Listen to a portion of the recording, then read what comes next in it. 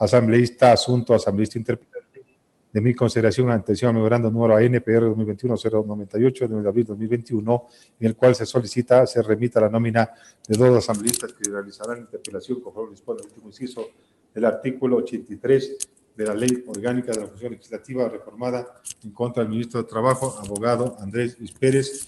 Al respecto, me permito señalar como asambleísta interpelante a Marcela Priscila Holguín Naranjo, particular que comunico para los fines pertinentes, suscribe la señora María Priscila Holguín Naranjo, asambleísta. Hasta aquí el texto de la comunicación en referencia, señor presidente.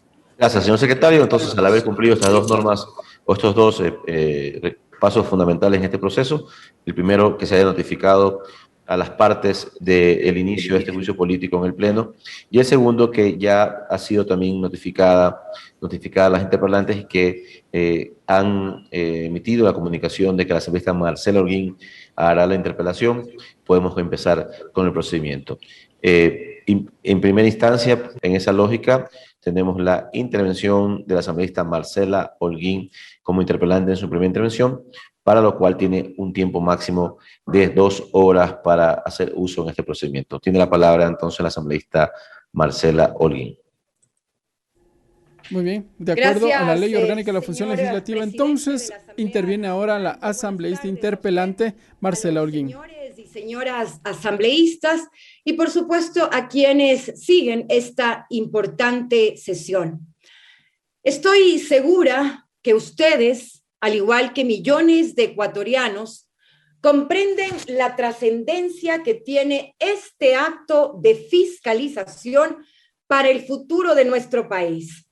Más aún cuando ya todos hemos coincidido en que generar más empleo es uno de los hitos urgentes, precisamente, para enfrentar la crisis humanitaria sin precedentes que en este momento estamos viviendo todos los ecuatorianos. Espero que esta sea la oportunidad para no solo debatir sobre el incumplimiento de funciones de un funcionario público, sino también para destacar la importancia, sobre todo, de garantizar los derechos de todos los ecuatorianos. Más aún ahora, durante la pandemia, la época más dura que nos ha tocado vivir y enfrentar a todos los ecuatorianos. Hoy esta Asamblea Nacional demostrará su compromiso con ese millón de familias que dejaron en la calle con liquidaciones de miseria. Hoy, esta Asamblea Nacional demostrará que este proceso de fiscalización no responde a fines electoreros como pretendieron posicionar, pero sí responde a la voz de la gente que ha tenido que cargar con todo el peso de la pandemia, mientras el Ministerio del Trabajo, un año después del inicio de esta dolorosa pandemia, ni siquiera ha logrado implementar una política que detenga la ola de desempleo que existe actualmente en el país. Esa, lamentablemente, es la realidad.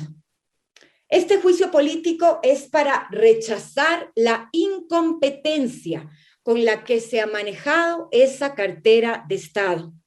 Nunca más un Ministerio de Trabajo que interprete la ley sin importarle el hecho de atribuirse funciones que no le corresponden y que la ley no le permite, sino que con ello provocó que empleadores cometan un acto ilegal que podría poner en riesgo a todo nuestro sector productivo, debido a las acciones judiciales que tendrían que enfrentar en medio de la mayor crisis laboral de la historia del país. Asambleístas, este no es el juicio político de un partido, ni de una tienda política. No es tampoco el juicio político de un grupo de dirigentes sindicales. No es un juicio que beneficie o perjudique al candidato que resultó electo ni al resto de los candidatos. Este juicio político es el juicio de los trabajadores del país, de los empresarios responsables, de todos los ecuatorianos hoy vulnerados. Por eso estoy segura que hoy no existirá impunidad. En nuestro país, cada día son más los ecuatorianos que enfrentan una pandemia con hambre, sin salud ni vacunas, sin seguridad social, sin liquidaciones justas, sin empleo y sin plata en sus bolsillos y con menos de $400 al día, al mes. Por ellos, por todas las familias que dejaron en la calle, hoy pedimos, hoy exigimos al Ministerio de Trabajo que presente resultados reales, que se preocupe de ejercer una rectoría en políticas públicas que garanticen los derechos laborales de la ciudadanía y que también atienda y satisfaga las necesidades de todos los ciudadanos del país.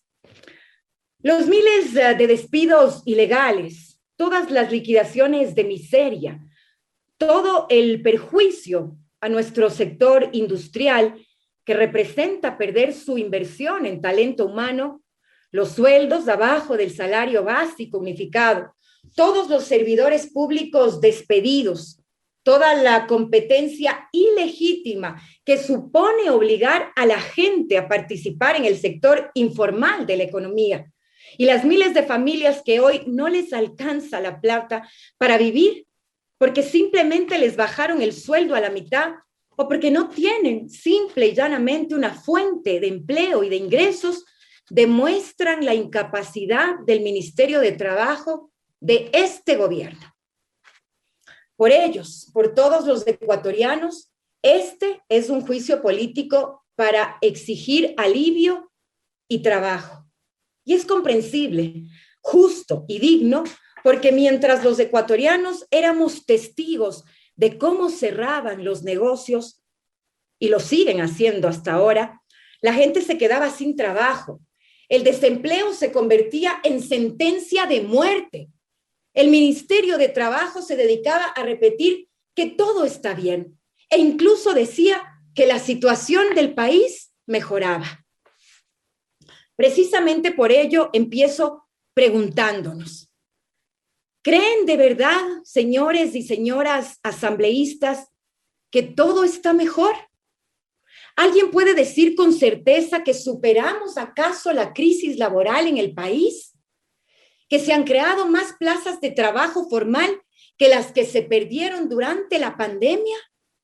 En definitiva, asambleístas, con la mano en el corazón, ¿de verdad creen que están haciendo y se hicieron cosas bien en el actual gobierno? Con la mano en el corazón, ¿de verdad lo creen? ¿Les creen cuando aseguran que se han generado más plazas de trabajo formal de las que se perdieron durante la pandemia? Les pido, por favor, reproducir el siguiente video, si es que es tan amable, señor presidente.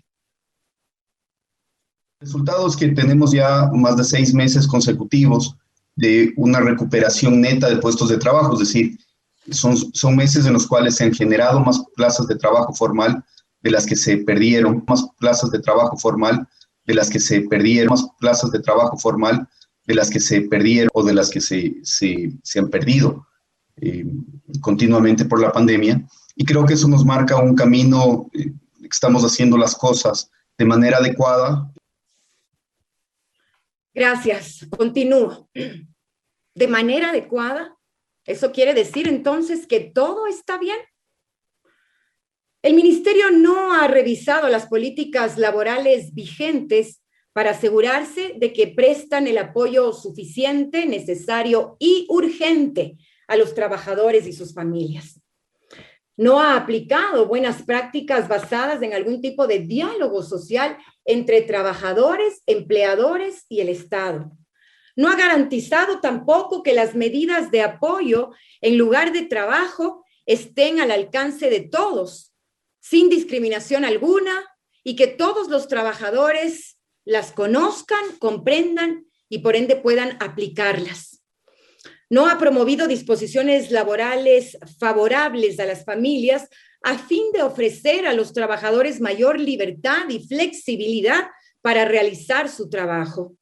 No ha reforzado políticas para implementar mayores medidas de seguridad y salud en el trabajo en medio de una pandemia.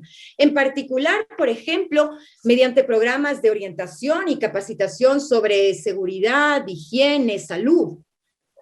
Tampoco durante la pandemia ha hecho absolutamente nada por los trabajadores de la economía informal. Lo que ha provocado no solo es ponerles en riesgo, sino también perjudicar al sector productivo formal del país, que sí debe cumplir con toda la tramitología para poder mantenerse. Pero ¿qué más le queda a la gente sin trabajo que intentar sobrevivir como sea, a como de lugar, con tal de llevar un pan a la casa y no morirse de hambre, ni dejar de morir de hambre a los suyos? No, asambleístas, no alcanza con decir que es una crisis global que nos impactó a todos los países. Por supuesto que lo es. Pero lo cierto es que esta pandemia ha expuesto sin piedad los profundos fallos de nuestro sistema laboral. Empresas de todos los tamaños ya han cesado sus operaciones, han reducido las horas de trabajo y han despedido a su personal. En este preciso momento, muchas están al borde del colapso, mientras por ahí se repite que todo está bien.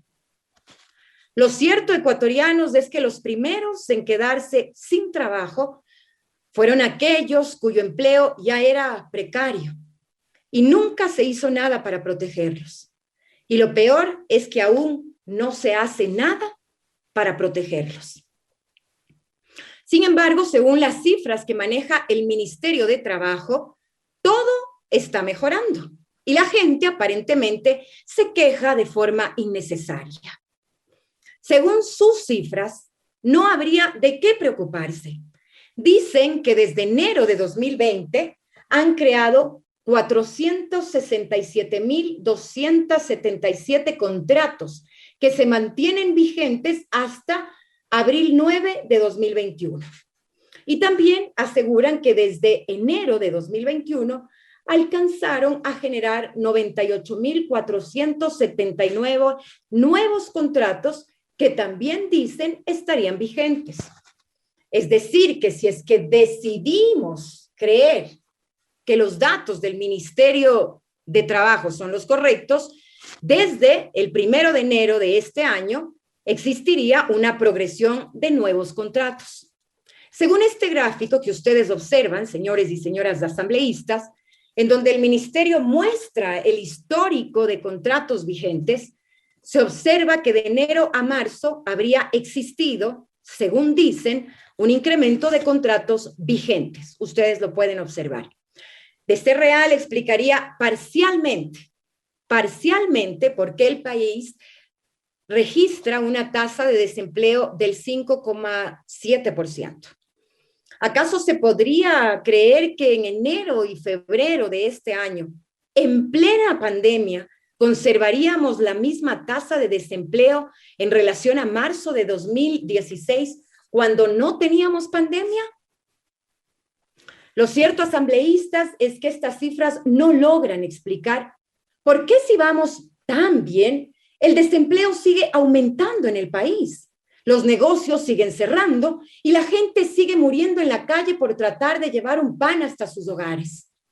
El mismo Ministerio de Trabajo advierte que desde marzo de este año se volvió a registrar un descenso en los contratos vigentes, a pesar de que es el propio ministerio el que asegura que se generaron más de 4.000 nuevos contratos.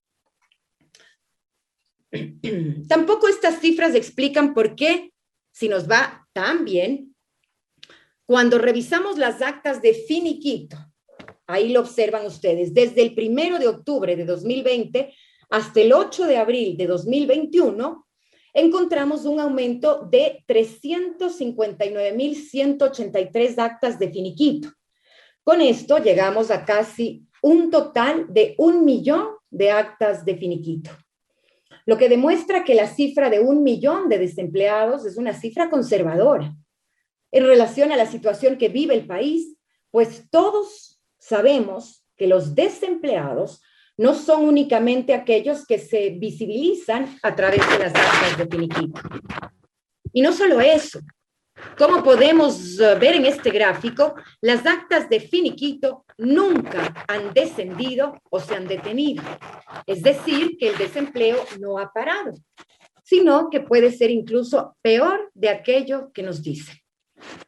Esas son las cifras que justifican que el gobierno diga que las políticas laborales que ha implementado están bien. ¿Van a creer en esas cifras o en la gente que tuvo que cerrar sus negocios, que tuvo que despedir a sus trabajadores o en aquellos que perdieron su empleo? Lo vuelvo a repetir.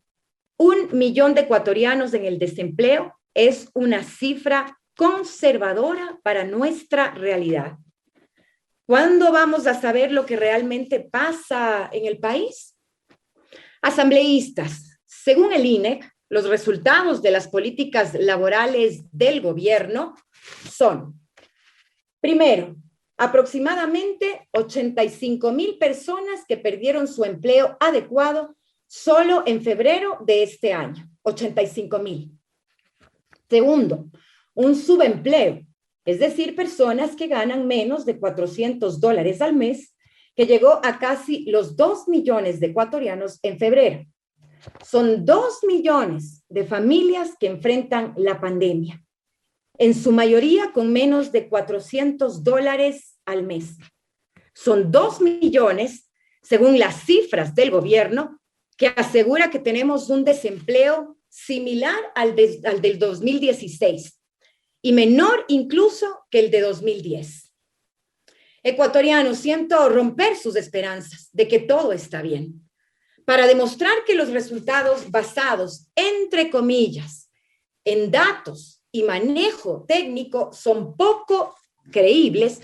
Basta con revisar esta lámina, publicada por la Cámara de Comercio de Quito, que evidencia, en consideración del número de afiliados en relación de dependencia, que el empleo formal vuelve a caer a una cifra incluso menor de la de mayo de 2020 en plena pandemia, y que mientras en abril, mayo y junio existieron 228,201 menos afiliaciones, de julio a diciembre se generaron 17,246 afiliaciones más.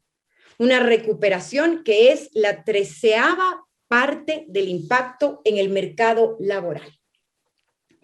Entonces, ¿dónde está la recuperación de empleos que tanto anuncia y que tanto pregona el Ministerio del Desempleo? ¿Cómo pueden decirnos que todo está bien cuando demostramos estas cifras? ¿Cuál es la realidad del desempleo en el país? Los ecuatorianos estamos cansados de mentiras. Necesitamos cifras transparentes. Un gobierno y un ministerio de trabajo que sí garanticen los derechos laborales a todos y todas y que pueda demostrar el impacto real de sus políticas en el sector laboral, pero eso lamentablemente no ha existido con este gobierno. Lo podemos constatar en la situación del Instituto Ecuatoriano de Seguridad Social, que nos dice que en este febrero hubo menos afiliados contributivos en relación a diciembre de 2020. Una vez más, esto demuestra que la situación está peor. Con todo esto, ¿aún creen en las cifras de desempleo que nos muestran? Si no es así, entonces estarán de acuerdo con ese millón de desempleados que dicen que las políticas implementadas por este gobierno a través de su Ministerio de Trabajo no han sido idóneas, no han sido adecuadas y menos aún beneficiosas para el pueblo. Ecuatorianos, si quieren tener una idea de cuál sería el porcentaje del desempleo en el país, basta escuchar varias voces de alerta. Para Byron Villasís, ex director del Instituto Nacional de Estadísticas y Censos, INEC, el desempleo en enero de 2021 ya habría estado bordeando entre el 18 y el 20%.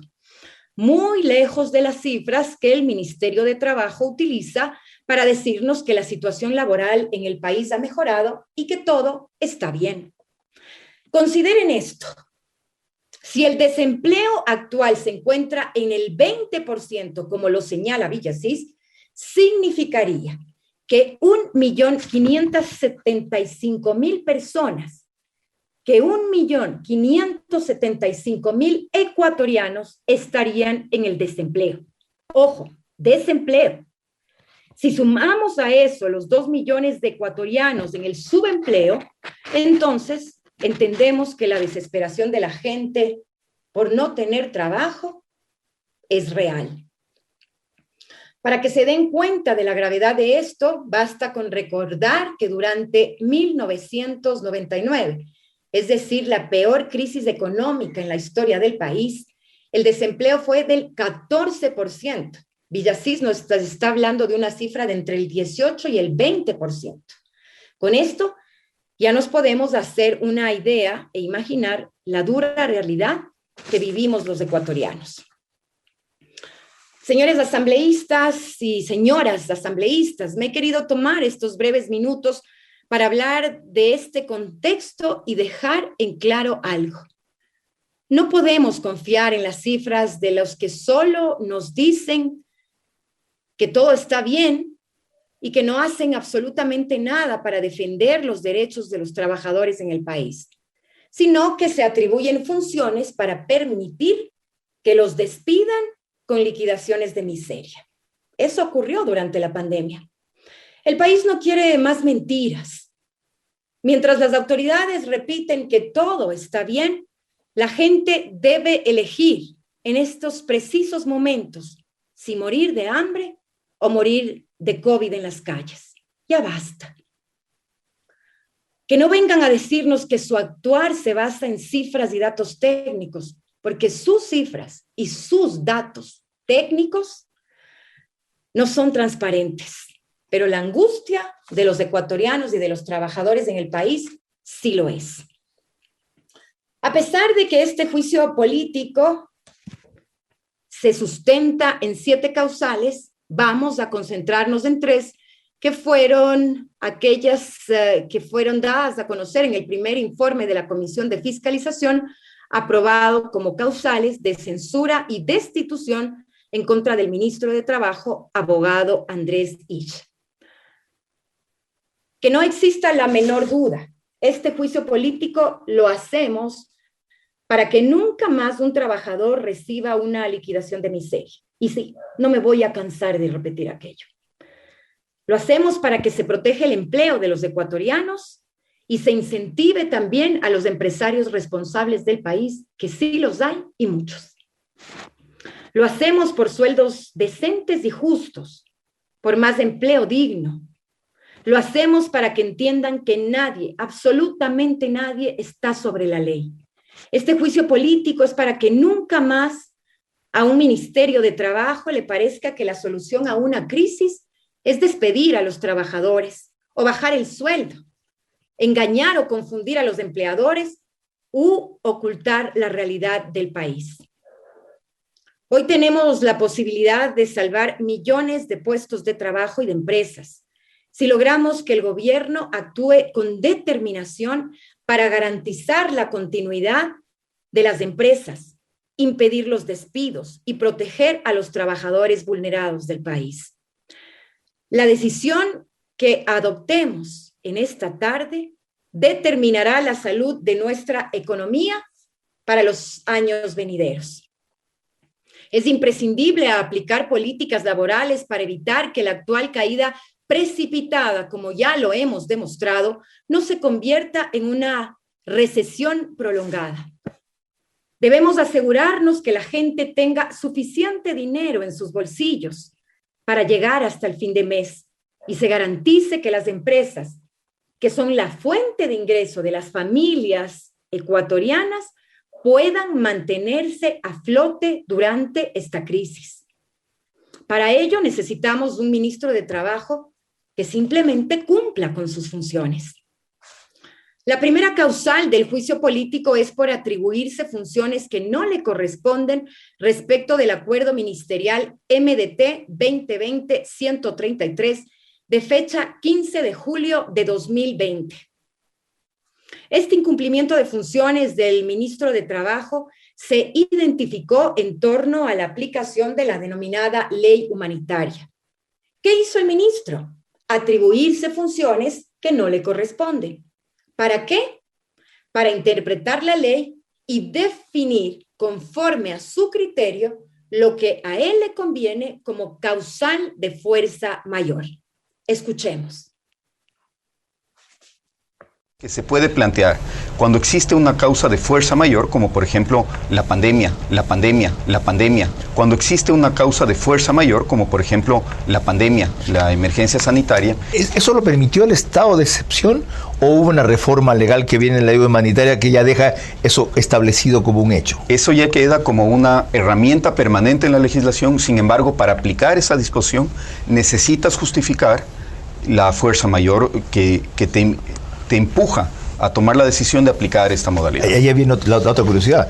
¿No lo van a empezar a tirar abajo ahora que tiende a normalizarse la situación, los sectores sindicales diciendo que eso atenta contra las conquistas de la Constitución laborales que constan allí? Yo creo que hay que salirnos de los discursos dogmáticos e ir a las cifras. Pero eso dice la Constitución, yo también creo como usted. Pero la Constitución dice eso, normas, que los derechos son irrenunciables. En ese contrato emergente ustedes hacen, claro que hacen renunciar a los trabajadores de los derechos. Absolutamente no. Y hay otro tema, Carlos. Es por un periodo fijo. Hay una demanda en la Corte Constitucional. Después de un mes de contratado a un empleado, etapa toda la vida. Hay una demanda en la Corte Constitucional sobre estos temas. Somos absolutamente respetuosos del Estado de Derecho en el que vivimos. Y si la Corte Constitucional llegara a resolver que es inconstitucional, sin duda se acataría. Mientras tanto, mi criterio y mi convencimiento es que son normas constitucionales. No solamente eso, hay una presunción de legitimidad de todas esas normas. Mi criterio y mi convencimiento es que son normas constitucionales. No solamente eso, hay una presunción de legitimidad de todas esas normas.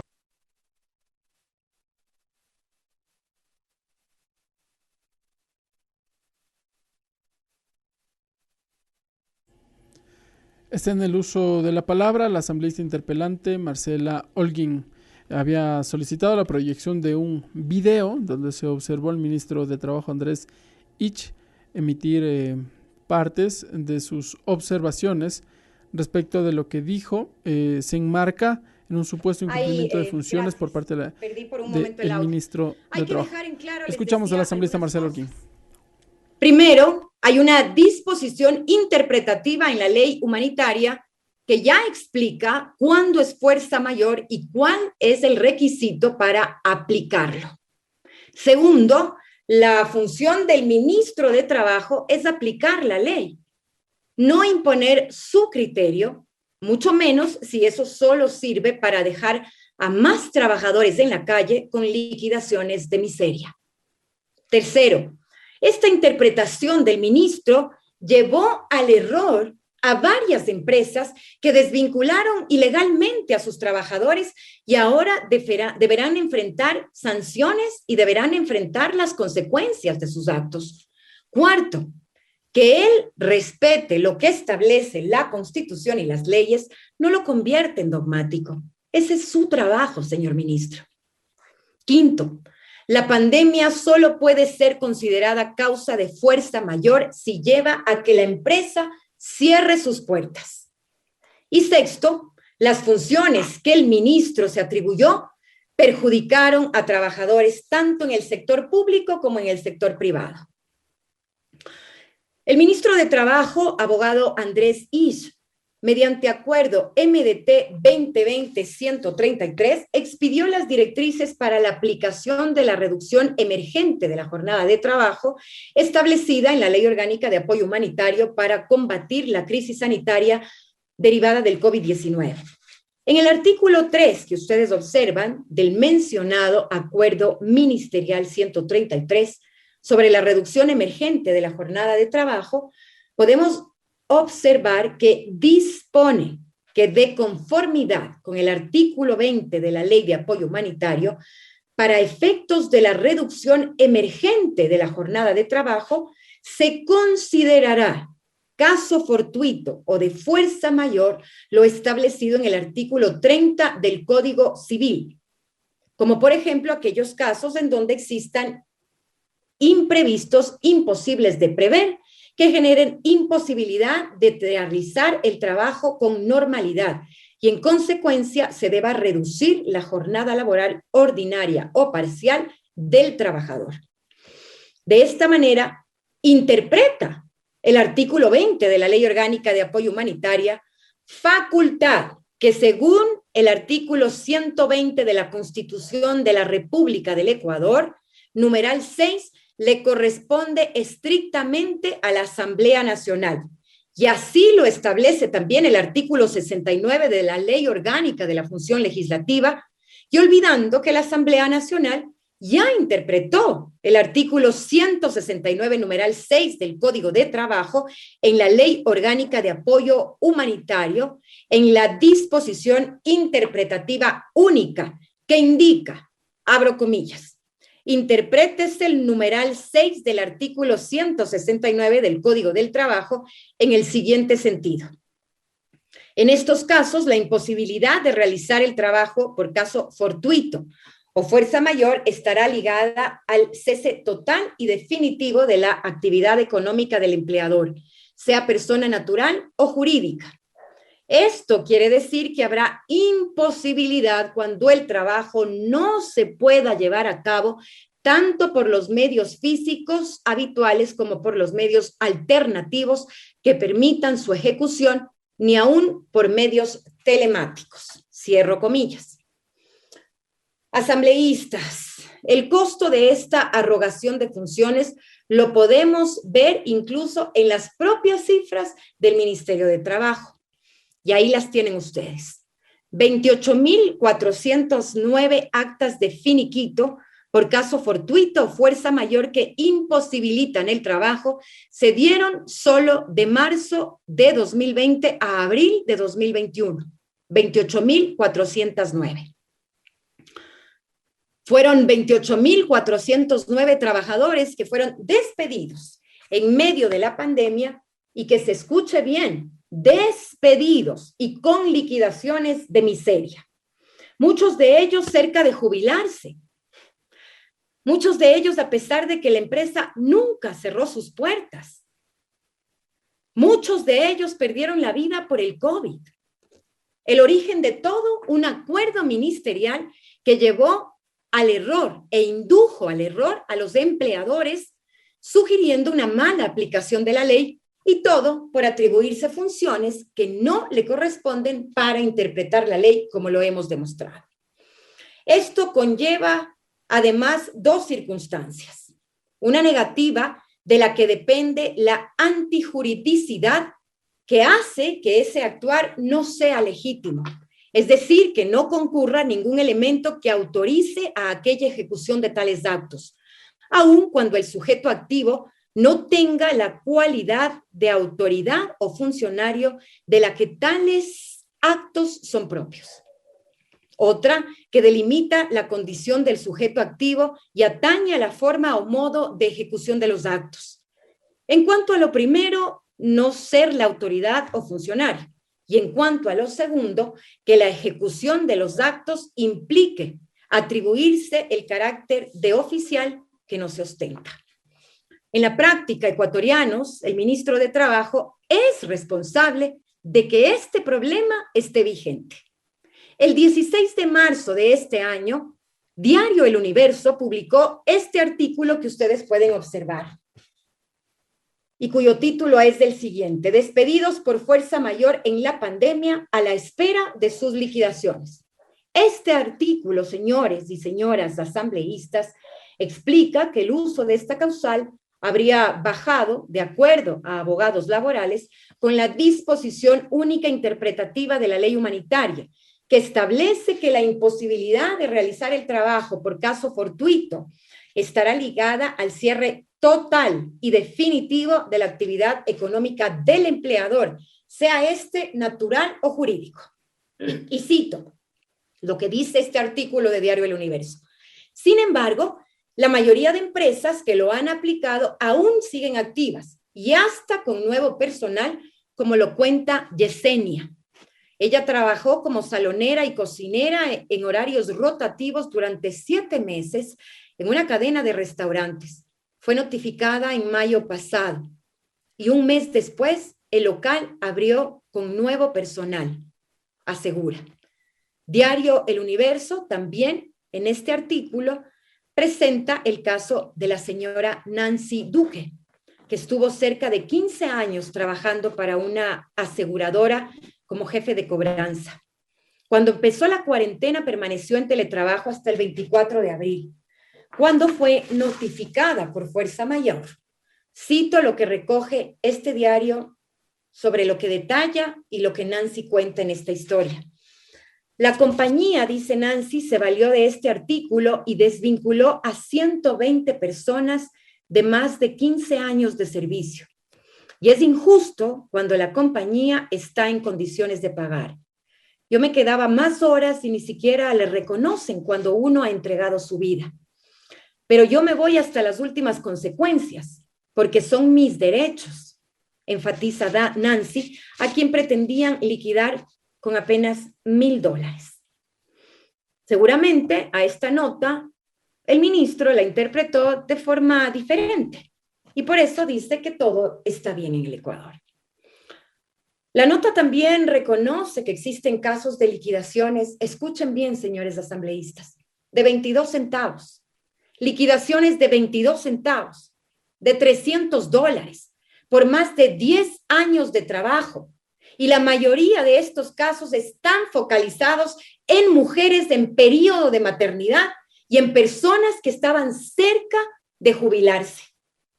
Sí, la interpretación de la ley por parte del ministerio también provocó, entre otras cosas, que el impacto en el desempleo de las mujeres sea mayor. También provocó que existan madres de familia con liquidaciones de miseria y abuelitas en la calle en medio de la pandemia. Hoy hay que decirlo claro. El ministro no solo se atribuyó competencias y desconoció la ley. El ministro se volvió cómplice de lo que para muchos significó una sentencia de muerte. Y esto, señores y señoras legisladores, no podemos dejarlo en la impunidad. Y eso no es todo. También podemos identificar que muchos de esos finiquitos se convertirían en denuncias que debe resolver el sistema judicial. Lo grave de esto es que debido a la interpretación de la ley por parte del Ministerio de Trabajo, se saturó el sistema de justicia, lo que habría provocado arbitrariamente un riesgo de impunidad frente a los abusos laborales. Lo evidenciamos cuando pasamos de recibir 20 denuncias en marzo de 2020 a 41.051 en enero de 2021. ¿Quién podría resolver todas estas denuncias si además de eso le sumamos las otras acciones que llegan al sistema de justicia diariamente? Tomen en cuenta este dato. Un mes después de que se reactivó la función judicial, el pasado 11 de junio, ya tenían 288 denuncias laborales registradas en el Consejo de la Judicatura. De ese total, 113 correspondían a indemnización por despido intempestivo, 84 a pago de haberes laborales y 50 eran por jubilación. Hoy, un año después de que empezó la pandemia, la ola de despidos lamentablemente en el país no cesa y vemos los efectos de los juzgados saturados. El ejemplo, este simple ciudadano que cuenta a través de una red social que su esposa lleva 6 meses esperando que se califique su causa. ¿Cuántos trabajadores más tendrán que seguir esperando? ¿O cuántos trabajadores más, me pregunto yo, están esperando en estos precisos momentos? ¿Cuántos empleados más serán afectados? No lo olviden, con la interpretación a la ley que realiza el ministro y de lo cual el acuerdo ministerial MDT 2020-133 de fecha 15 de julio de 2020 es la prueba, provocó que casi 29,000 trabajadores tengan que acudir al sistema de justicia.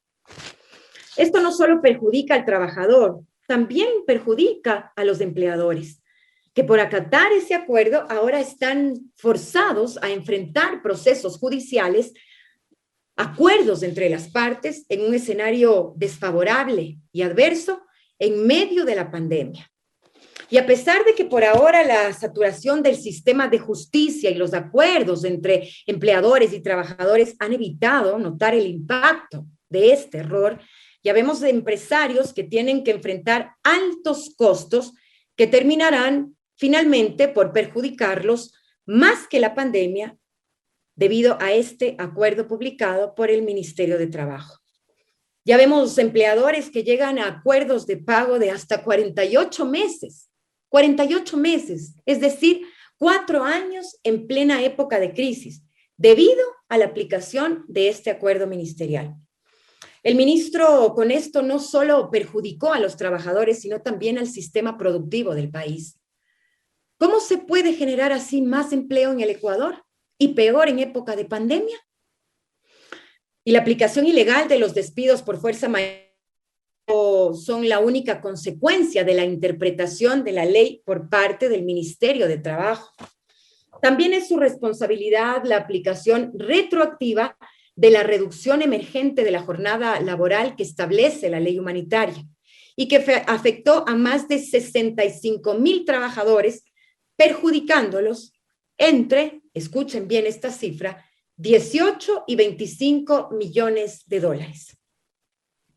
Un impacto que sí repercutió en la economía nacional y que se sacó del bolsillo de los trabajadores. Con su interpretación, señor ministro, desaparecieron 25 millones de dólares de la economía nacional de la noche a la mañana, prácticamente. Además, no debemos olvidar sus acuerdos para directrices para el registro de modalidades y acuerdos laborales establecidos en la Ley Orgánica de Apoyo Humanitario y directrices de aplicación en el sector público para la reducción emergente de la jornada de trabajo establecidos en la Ley Orgánica de Apoyo Humanitario de fecha 9 de septiembre de 2020. En el artículo 4 del Acuerdo Ministerial número MDT 2020-172 sobre las excepciones a los acuerdos entre las partes, solo protege a las personas con discapacidad y a sus sustitutos. Lo mismo en el artículo 8 del Acuerdo Ministerial número MDT 2020-173 sobre las excepciones de la reducción emergente de la jornada de trabajo y a quienes mantengan jornadas especiales de trabajo, desamparando en ambos artículos, señores asambleístas, de los acuerdos ministeriales descritos a las personas establecidas en el artículo 35 de la Constitución de la República. Esto es, personas adultas mayores, personas que adolezcan de enfermedades catastróficas o de alta complejidad, personas en situación de riesgo, víctimas de violencia doméstica o sexual, víctimas de desastres naturales o antropogénitos y mujeres embarazadas. Ahora, sobre si existió o no la interpretación de la ley por parte del ministro de Trabajo, solicito que revisemos el siguiente video. Y ahora quiero hacer algunas anotaciones sobre una de las causales que están anotadas respecto a atribuirse funciones que no le corresponden al Ministerio de Trabajo para interpretar la ley. Sí, nosotros, aquí les cuento rápidamente, en el juicio que se dio en la Corte de Cotopaxi del caso Explosen, el juez ordenó publicar una información, ¿sí? Publicar la información sobre el registro de los contratos de 72 trabajadores de Explosen para poder verificar. Nosotros queríamos verificar si los contratos, si la nueva modalidad de jornadas emergentes se habían aplicado de manera retroactiva. Entonces, el juez nos permite acceder a esta información y además en la lista teníamos todos los demás contratos a nivel nacional de la inscripción del registro de estas jornadas emergentes. Y encontramos que no solamente a los trabajadores de Explosen se les habían aplicado contratos retroactivos, sino que esto estaba afectando a 65.535 trabajadores. Y explico rápidamente el informe. ¿Sí? La ley de apoyo humanitario, que entró en vigencia el 22 de junio, ¿sí? Considera en el artículo 20 las jornadas emergentes de reducción de la jornada y por lo tanto del salario, ¿sí? Esta reducción además implica también una reducción a las aportaciones a la seguridad social, por lo tanto no solamente se verían perjudicados los trabajadores, sino el Instituto de Seguridad Social. Al 13 de noviembre del 2020 habían 5.888 empresas que notificaron al Ministerio de Trabajo la reducción de la jornada laboral. Esto afectaba a 65.535 trabajadores. La aplicación retroactiva de esta norma habría afectado a 57.139 trabajadores. Solamente 8.396 de esas notificaciones se realizaron de manera regular. Entonces, ¿cómo funciona esto del registro de las nuevas jornadas? Lo que se hace es acercarse al Sistema Único del Trabajo, al SUT, y de acuerdo con los términos de uso del propio sistema, el registro se realiza una vez que los empleadores hacen la notificación, ¿sí? Y debería entonces partir la nueva jornada de trabajo, debería partir después de haberse hecho el registro. No se puede hacer de manera retroactiva. Entonces, pongo un ejemplo. Estos son ejemplos reales. Aquí Paulina R., que protegemos su nombre, pero la empresa es real, sufrió una reducción de su jornada laboral decretada por su empresa, que es Cable Comsa, quien notificó al Ministerio de Trabajo el 30 de agosto, pero su remuneración empezó a ser reducida el 6 de junio del 2020. En total, a Paulina R. se le perjudicaron 130 días por la aplicación retroactiva. Aquí hay un ejemplo de una notificación del Ministerio de Trabajo por correo electrónico. La notificación de la nueva jornada se le hace al trabajador el 30 de agosto, pero se le explica, si se pongo en su conocimiento, que a partir del 1 de agosto se ha registrado su reducción de emergente de su jornada laboral. Y esto pasa a niveles, digamos, más altos, ¿sí? Digamos, por grupos de trabajadores. Aquí, por ejemplo, en el caso de Explosen, lo que sucedió es que el gerente general de la empresa rebajó a la mayoría de los trabajadores su jornada y, consecuentemente, sus remuneraciones. La notificación les llegó el 30 de agosto, pero surtía efectos desde el 1 de agosto. Es decir, estos trabajadores perdieron en total 29 días laborales, fueron afectados, eran 72, juntos suman 1.977 días que no fueron remunerados de manera completa. La aplicación retroactiva de la reducción de la jornada afectó en total 2.155.295 días. Es decir, 5.888 empresas habrían dejado de pagar a sus trabajadores entre 18 y 25 millones de dólares. Aquí tenemos la empresa que más aplicó el artículo 20 de la Ley de Apoyo Humanitario, fue KFC. Nosotros estimamos que dejó de pagar a sus trabajadores por el incumplimiento de la ley alrededor de $1 millón, 195,000. El Ministerio de Trabajo, con esto, ¿sí? Primero interpretó la ley y luego además permitió la aplicación retroactiva del artículo 20. ¿Cómo interpretó primero la ley? En el artículo 3 del Acuerdo Ministerial 133, interpreta el artículo 20 de la Ley de Apoyo Humanitario, refiriéndose al artículo 30 de para definir que caso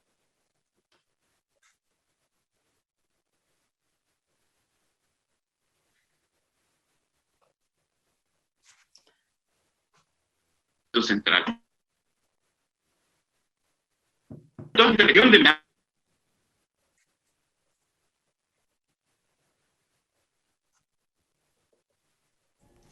única disposición interpretativa Estamos siendo partícipes del video que solicitó ser proyectado por parte de la asambleísta Marcela Holguín. Parece que persiste el inconveniente técnico. Sí, persiste el inconveniente técnico. Si aún les parece que el ministro de Trabajo no interpretó la ley, los invito ahora a escuchar, asambleístas, la postura del señor defensor del pueblo.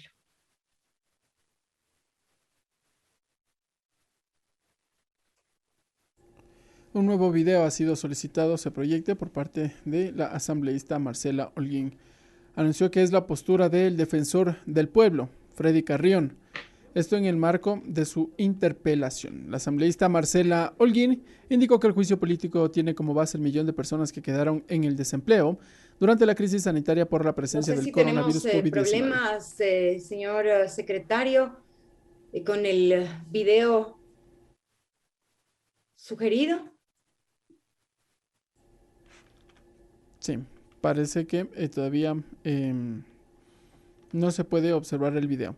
La asambleísta Marcela Holguín indicó que el juicio político es para rechazar la incompetencia de aquella cartera de Estado al referirse al Ministerio de Trabajo, al atribuirse competencias que no le otorgan la ley ni la Constitución de la República. Expuso también varias cifras en donde, según el Ministerio del Trabajo, desde enero de 2020 habrían suscrito más de 400,000 contratos vigentes y desde enero de este año se habría suscrito más de 90,000 nuevos contratos. Asambleísta, me disculpa para informarle que el señor asesor que tiene a cargo compartir su pantalla se desconectó en este momento. Si es que podemos, por favor, señor secretario, si es tan amable, esperar un momento para que nuevamente pueda ingresar para continuar con la presentación. Muchísimo gusto, asambleísta. Gracias, señor secretario. Vamos a esperar entonces a que el asesor, de lo que se informó, el asesor de que se encuentra en la proyección de los videos, vuelva a ingresar a la sesión del Pleno de la Asamblea Nacional. La asambleísta Marcela Holguín también cuestionó las cifras expuestas por el mismo Ministerio de Trabajo, en donde dijo que esos números no reflejan una disminución en el desempleo. Entiendo, señor secretario, que ya está en la sala.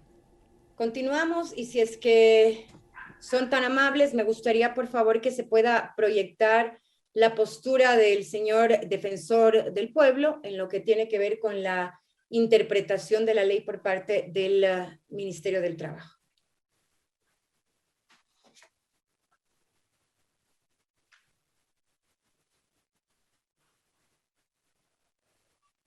No hay audio. Podemos observar el video de la exposición del defensor del pueblo, Freddy Carrión. Los trabajadores a nivel ecuatoriano están sufriendo un sinnúmero de afectaciones a sus derechos, con rebajas de sus remuneraciones, rebaja de la jornada laboral, y todo eso indudablemente implica que existan menos recursos para atender las más necesarias o elementales necesidades de la población. El país se encuentra en una profunda crisis económica, y frente a esas crisis económicas desde el Ministerio de Trabajo ha habido una actitud de favorecer a la parte empresarial en contra de los trabajadores, cuando hemos reducido sus remuneraciones, cuando se permitió el despido masivo de trabajadores en el estado de pandemia, aduciendo la causal del artículo 169, numeral 6 del Código de Trabajo, de terminación o de quiebra del negocio como tal, cuando lo único que era un cierre temporal, pero con la idea de no pagar las liquidaciones.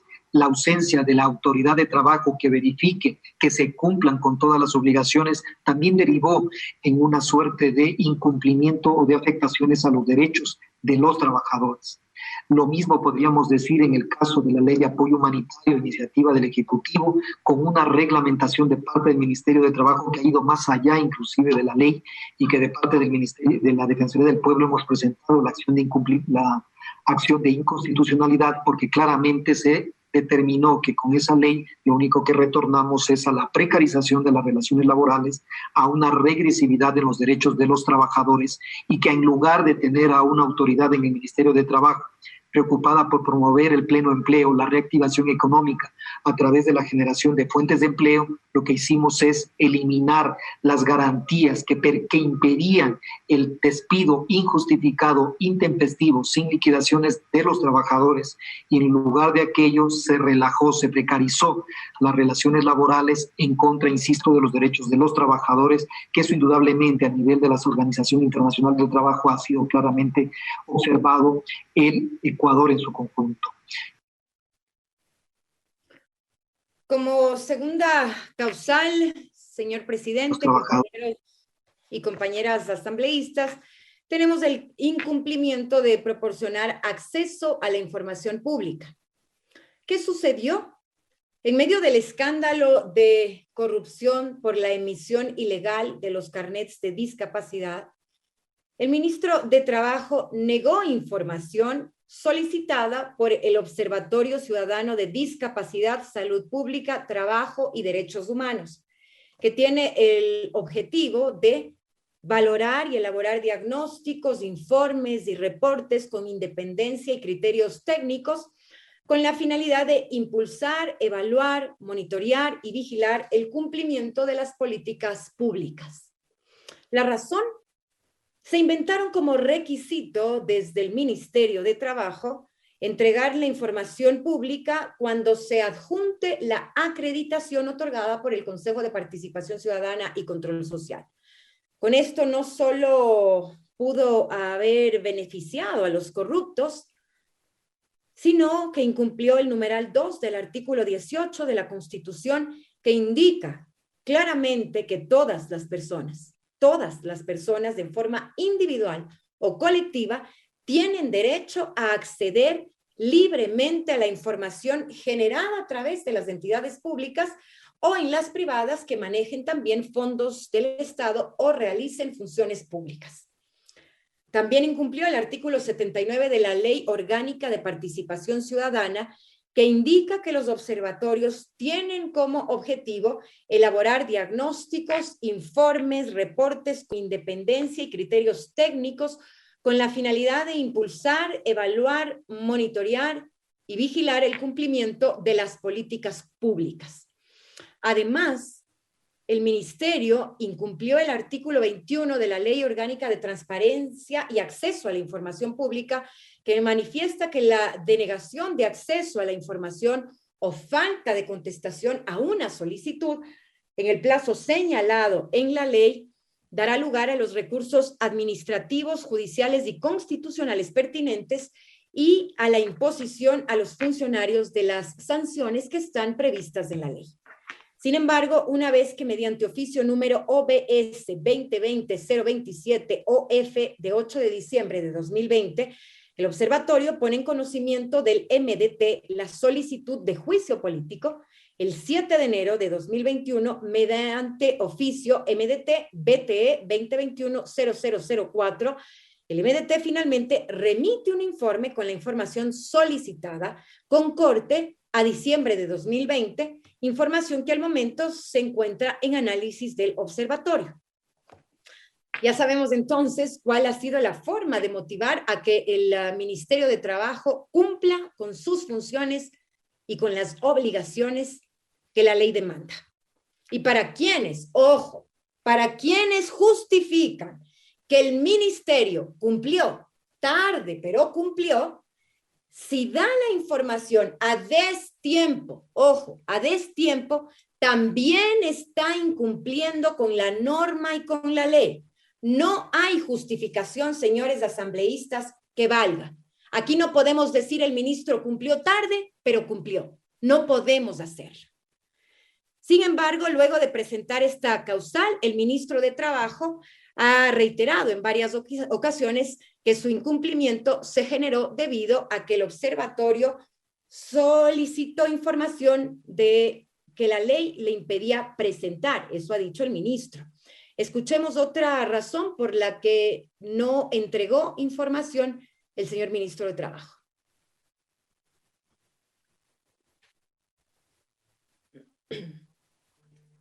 El señor, si es que me recuerdan el nombre, el señor Pablo Ruiz. El señor Pablo Ruiz se presenta ante el Ministerio del Trabajo como representante de un observatorio, del Observatorio de la Ley de Discapacidades, Salud, Educación Laboral y Derechos Humanos. Al haberse presentado como representante de una persona jurídica, de una entidad específica, lo que se ha hecho es pedirle que acredite esa calidad. Si el día de mañana, señor presidente, ante usted se presenta cualquier persona diciendo ser representante de una institución pública, de una empresa, de una persona jurídica, lo mínimo que se le va a requerir es que entregue o un nombramiento o cualquier documento que acredite que está hablando efectivamente a nombre de esa institución. El señor Pablo Ruiz decide no presentar ningún documento que justifique la calidad en la que comparecía. A pesar de eso, el ministerio responde a sus solicitudes, le entrega información que ya vamos a ver con detalle más adelante, y además se organizan reuniones de trabajo para entender el porqué de estas solicitudes y el alcance de las mismas para poder ayudar en todo aquello que el ministerio puede. En esas reuniones, señor presidente, algo que en ese momento parecía anecdótico y ahora parece que tiene mucho más sentido, también participa la abogada Angélica Porras, quien ha comparecido en esta misma comisión y ha sido parte integrante del equipo de la interpelante en busca de mi destitución. Vamos a ver más adelante, además, varias conexiones adicionales que se tiene entre esta abogada y parte del proceso de interpelación. Decía, señor presidente, que a pesar de no haber nunca justificado la calidad en la que comparecía el señor Ruiz, nosotros hicimos un esfuerzo por entregar toda aquella información pública que podía ser entregada. Y no teníamos tampoco en ese momento mucho conocimiento de quién era el señor Pablo Ruiz. Lo único que conocíamos era lo que el señor Pablo Ruiz publica en sus redes sociales.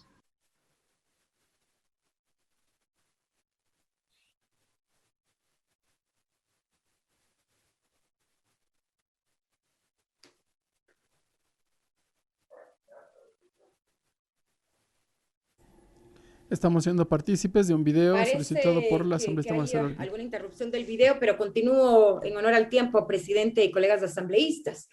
Entonces, no entregó la información el ministro de Trabajo, el señor Pablo Ruiz, porque en ese momento, según sus propias palabras, no tenía mucho conocimiento de quién era. Y él solo había buscado en redes sociales en donde se encontró indignado porque el solicitante de la información en sus redes sociales personales habría tratado de ladrones a los asambleístas. Gracias, señor ministro, por preocuparse por el buen nombre de los asambleístas. Pero la verdad es que algunos sí participaron en el reparto de hospitales. La verdad es que algunos sí participaron en el lleve de la salud, en los carnets ilegales, en la emisión de los carnets ilegales de discapacidad, con lo cual, nos guste o no, están siendo procesados e investigados.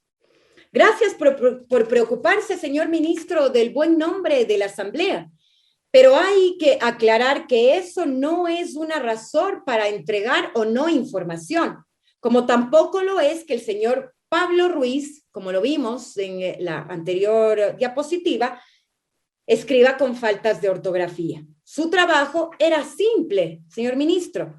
En lugar de revisar la ortografía y stalkear las redes sociales, lo único que tenía que hacer era cumplir con sus funciones y entregar la información que le habían solicitado. No inventarse requisitos que no están estipulados en ninguna norma y que no existen en la ley. Señor ministro, recuerde, el gobierno aún no puede regular las redes sociales, pese a que ya lo han intentado en esta misma asamblea. Frente a ello, el Observatorio Ciudadano de Discapacidad, Salud Pública, Trabajo y Derechos Humanos, en oficio número OBS 2021-40-OF de 9 de marzo del presente año, puntualiza lo siguiente y me voy a permitir resumir. 1. Dice el observatorio, es un acto de bajeza y cobardía querer limpiar su ineptitud de esta forma. El señor Is pierde el tiempo revisando las redes sociales de los ciudadanos, que no le da tiempo a leer bien los oficios ni los correos institucionales, querer callar el derecho de expresión en un Estado libre y decir que ahora defiende a los trabajadores públicos es un acto de cinismo, cuando gracias a sus políticas laborales miles de ciudadanos están en el desempleo. 2.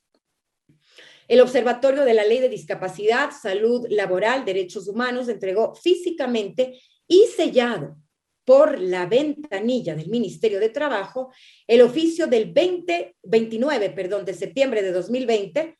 Se envió de forma digital al correo del ministro el acta de conformación del observatorio. También se envió a sus funcionarios que se presentaron como representantes del ministerio, por lo tanto es una autoridad que carece de veracidad. 3. La entrega de la información fue casi a los 5 meses después de varios pedidos. Información que, según dicen, deja mucho que desear, que violó el derecho a la información pública y con la prepotencia de su cargo. 4. Después de enterarse sobre el juicio político, nos llamaron varias veces a mediar con sus funcionarios. No vendemos nuestra conciencia a la corrupción y a la falta de humanismo hacia las personas vulnerables. No cumplir con su trabajo encomendado en contra de los trabajadores es corrupción, dice el observatorio. 5.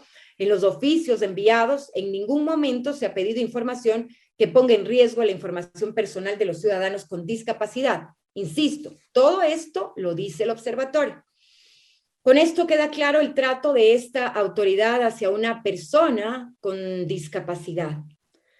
Asambleístas, los ataques que ha recibido el señor Pablo Ruiz fue por solicitar información pública para el Observatorio de Discapacidades.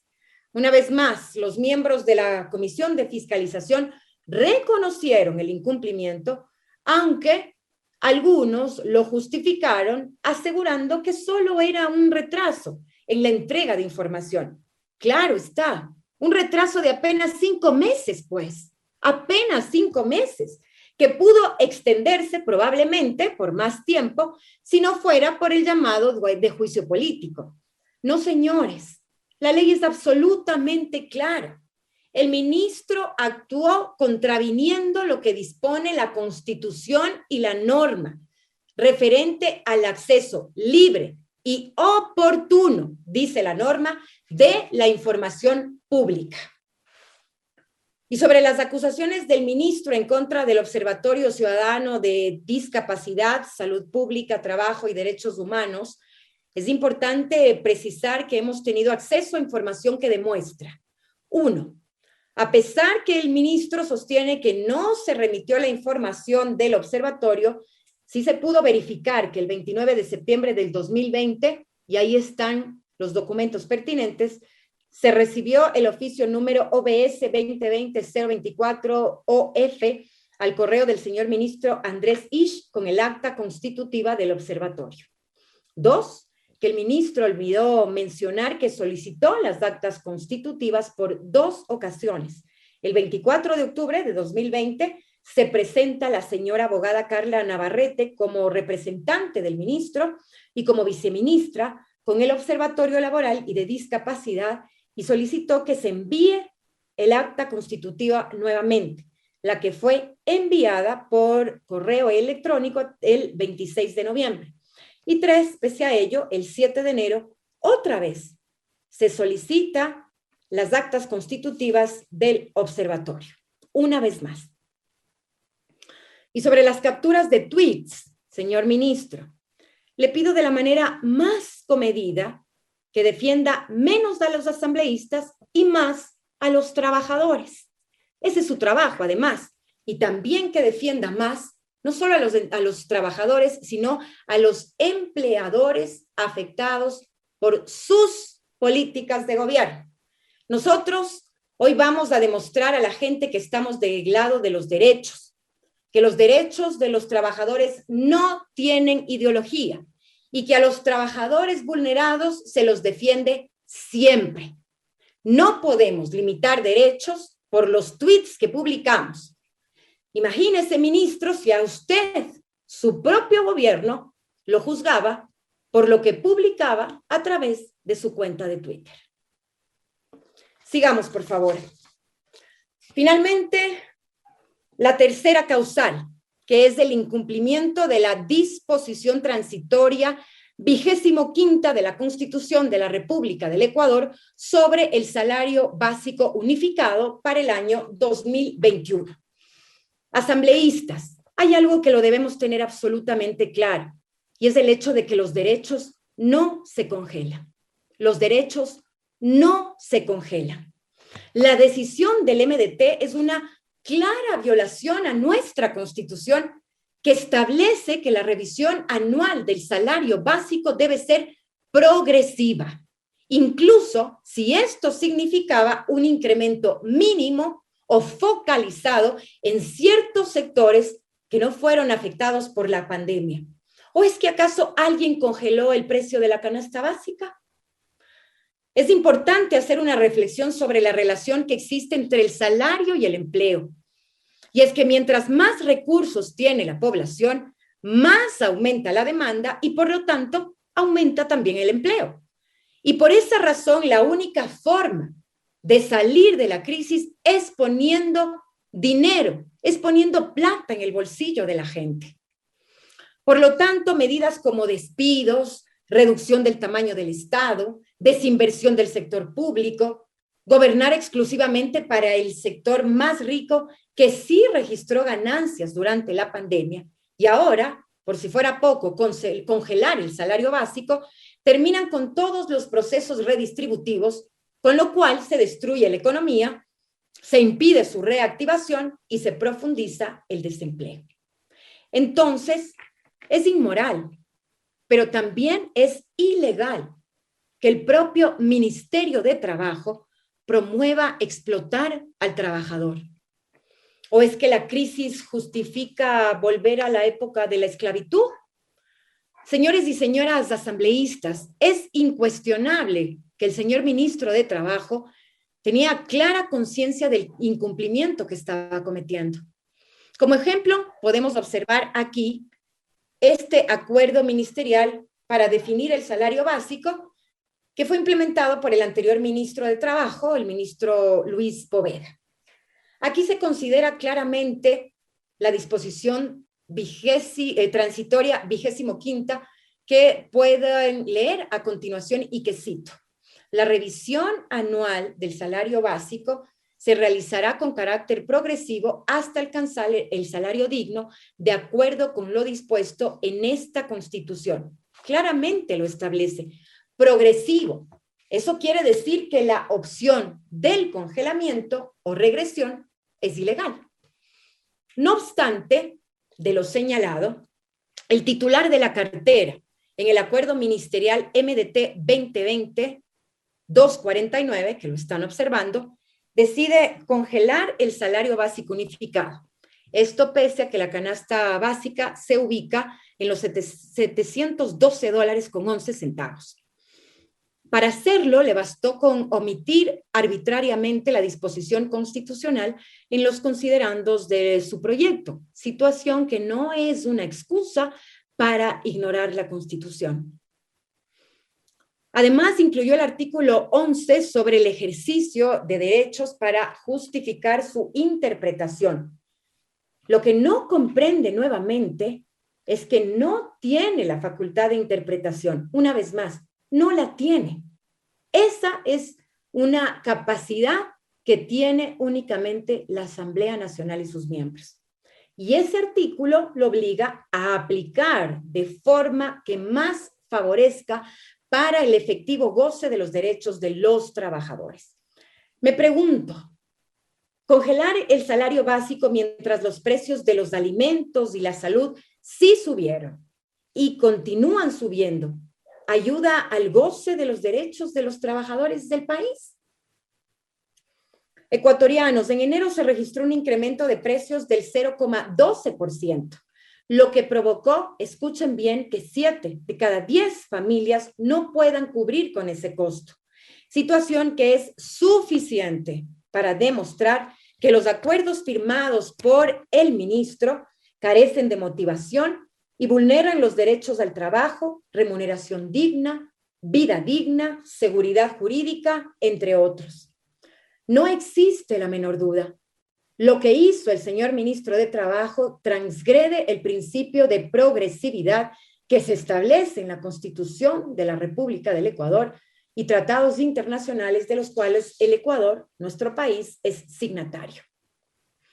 Pero además el ministro fue mucho más allá y expidió este acuerdo que ustedes observan para una nueva forma de calcular la variación anual del salario básico unificado. Señores y señoras legisladores, según esta nueva fórmula, el salario básico debería haberse congelado desde el año 2014.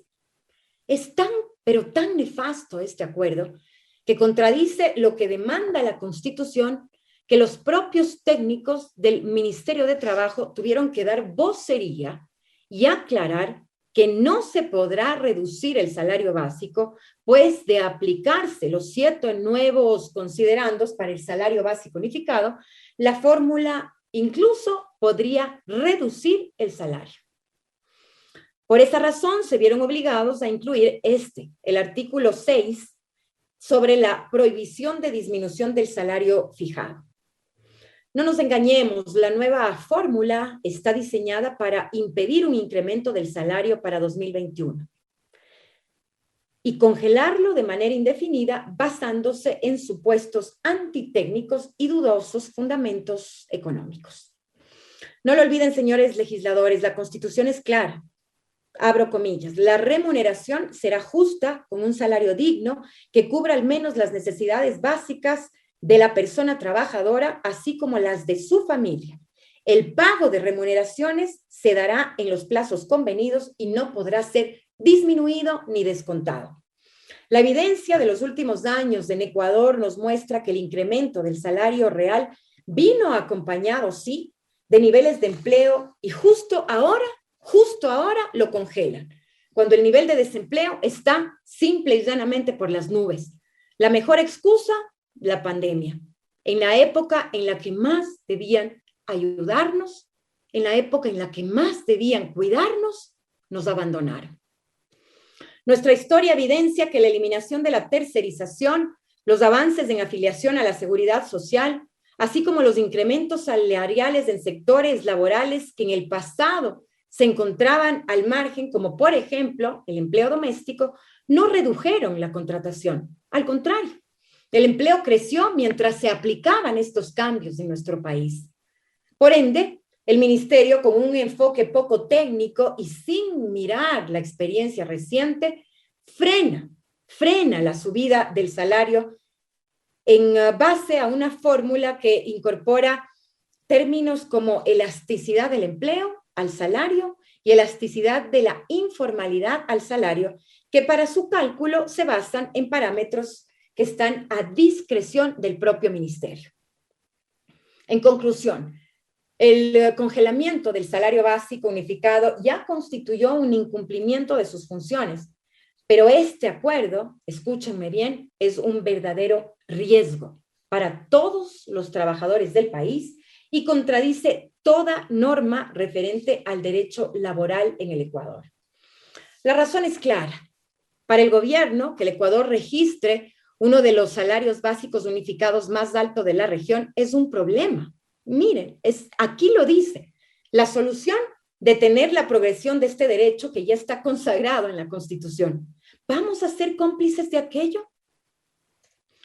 Colegas asambleístas, no censurar al ministro no solo es dejar en la impunidad a quien perjudicó a millones de trabajadores. También es estar a favor de que en lugar de aumentar en 67% el salario básico unificado en los últimos 10 años, se hubiera reducido en menos 1%. Eso significaría que para el gobierno el salario básico que deberían tener los ecuatorianos sería de apenas $240, una remuneración ridícula si consideramos que la canasta básica se ubica por sobre los $700. Esto ya pasó entre 1992 y 1999 y todos sabemos cuáles fueron las dolorosas consecuencias que nos tocó afrontar como país durante esa época. Para explicarme de mejor manera la fórmula que ahora se aplica para definir el salario básico unificado, los invito a ver el siguiente video. Entonces, en primer lugar, sobre el incumplimiento de la disposición transitoria 25ª de la Constitución de la República de Ecuador sobre el salario básico unificado, les voy a presentar un análisis de la fórmula. Trataré de simplificar los detalles matemáticos para el público que no es especializado. La fórmula del cálculo, ¿sí?, que se emitido por el Ministerio de Trabajo, ¿sí?, se publicó el 17 de septiembre. ¿Sí? El 30 de noviembre se anunció el incremento salarial de $400, que implica un incremento del 0%. Nosotros, la institución en la que yo colaboro, ¿sí?, el CEDES, más centrales federaciones sindicales, la FESITRAE, la FETRALP y la PRECOS, el 16 de octubre de 2020 ya enviamos una queja, ¿sí?, donde predecíamos que el incremento del salario sería del 0%. Y solicitábamos cambiar la fórmula de cálculo porque creemos que tiene un sesgo a subestimar el incremento del salario. Le voy a explicar por qué. El ministerio conocía además sobre este sesgo. Por eso, ¿cómo se dice? Consideró un artículo, sí, que tiene que ver con la prohibición de disminuir el salario más allá, digamos, de lo que se había fijado en el año anterior, ¿sí? Decía el artículo número 6, en ningún caso se fijará un salario básico unificado inferior al del periodo vigente, ni aun cuando el resultado de la variación proyectada del índice de precios, calculada por esta fórmula, de la fórmula con resultado negativo. ¿Cuál es la fórmula en cuestión? La fórmula en cuestión estaba expresada en el artículo 4 y fundamentalmente incluye 4 términos. Un término sobre la inflación, uno sobre la productividad, uno sobre la elasticidad del empleo del salario y un último sobre la elasticidad de la informalidad al salario. Voy a poner primero los 4 términos acá para poder comprenderlos de manera intuitiva. Lo que nos dice estos 4 términos es que el término 3 y 4, ¿sí?, o sea, la elasticidad del empleo al salario y la elasticidad de la informalidad al salario, ¿sí?, deberían restarse a los componentes 1 y 2, que es la inflación y la productividad. Es decir, para que exista un salario, para que un cálculo que no sea negativo o menor al de $400, tendría que darse una situación bastante improbable en la que el término 1, la inflación y la productividad, sean mayores a los términos 3 y 4. Veamos estos términos cómo están compuestos. Tienen 8 parámetros. De estos parámetros, además, 2 son discrecionales, es decir, que son definidos de manera unilateral por el Ministerio de Trabajo. Veamos uno a uno. Empecemos, por favor, desde abajo hacia arriba. Ustedes pueden ver el primer término, que es el empleo, que es el porcentaje de variación del empleo en el sector informal. Es información oficial. En este caso es información que hemos obtenido, por ejemplo, del Fondo Monetario Internacional. El segundo es el porcentaje de variación de la tasa de participación global. También es información oficial. El tercero es el porcentaje de variación de la productividad laboral. Y el último, que es información oficial, es el índice de precios al consumidor, ¿sí? Después tenemos beta 4, que es la elasticidad de la informalidad con respecto a los salarios, que son estimaciones, ¿sí? Beta 3, que es la elasticidad del empleo con respecto a los salarios, es también una estimación. La fuente en este caso es el INEC, ¿sí? Y estos otros, que es beta 2 y beta 1, que son los parámetros discrecionales, son factores que, dice el acuerdo ministerial, pueden adquirir valores que van desde 0 hasta 1, ¿sí? Esto es un inconveniente porque estas variaciones de estas variables son valores que sin que estén atados a una norma o una regla, son susceptibles de manipulación, ¿no? Voy a poner acá ya una simulación para que vean cómo no era posible un cálculo que sea mayor a $400 considerando esta fórmula, ¿sí? Aquí tenemos 3 escenarios. Y lo que hacemos en estos tres escenarios simplemente es sustituir los valores que mostramos antes en la fórmula y considerar tres escenarios donde beta 1 y beta 2, o sea, los parámetros discrecionales, los ponemos en los términos máximos, ¿no? Y el término medio. Si el beta era 0, la variación del salario hubiera sido menos 6%, o sea, $376.33. En el escenario 2, si beta 1 y beta 2 era 0.5, la variación del salario básico hubiera sido menos 12%, o sea, 352.53. Y en el caso en que los betas adquieran el valor de 1, la variación del salario básico hubiera sido menos 18%, o sea, un salario de 328,73. Lo que provocaba que automáticamente se aplique el artículo 6, que prohíbe disminuir el salario respecto al del año anterior y por lo tanto dejarlo en $400. Desventajas de esta fórmula, que beta 3 y beta 4 son variables que obtienen su valor sin una norma o regla, sino que dependen de un criterio discrecional del ministerio. Además, el cálculo de estas elasticidades siempre pueden ser criticables o cuestionables porque los métodos para poder calcular estos betas se hacen con información que no existe, no es suficiente. Se requiere de una serie de tiempo que en Ecuador no existen. Por lo tanto, siempre habría que cuestionarse si los datos son estadísticamente significativos. Además, esta fórmula no recoge el verdadero poder adquisitivo, el poder adquisitivo real del empleado. ¿Por qué? Porque el índice de precios al consumidor, que está incluida en la fórmula, está ponderado por beta 1, por la variable que es discrecional. Es decir, el índice de precios al consumidor está multiplicado por este parámetro y por lo tanto se distorsiona el poder adquisitivo real del empleado. Tiene, por lo tanto, un sesgo a reducir el salario, no cumple además con el principio de progresividad, de razonabilidad tampoco, y además yo creo que cae en un principio o incumple el principio de no discriminación. ¿Por qué? Porque lo que está haciendo la fórmula es calculando la situación del mercado, ¿no? Pero poniendo la carga de los problemas que tiene en este momento del mercado laboral en los hombros de los trabajadores. Por lo tanto, también incumple los principios rectores de Naciones Unidas, donde lo plantean, se señala que las respuestas a las crisis económicas, no deben incrementar la desigualdad, porque esto equivale a emitir normas que son discriminatorias. Quiero además aquí subrayar que estamos en un momento crítico, ¿sí?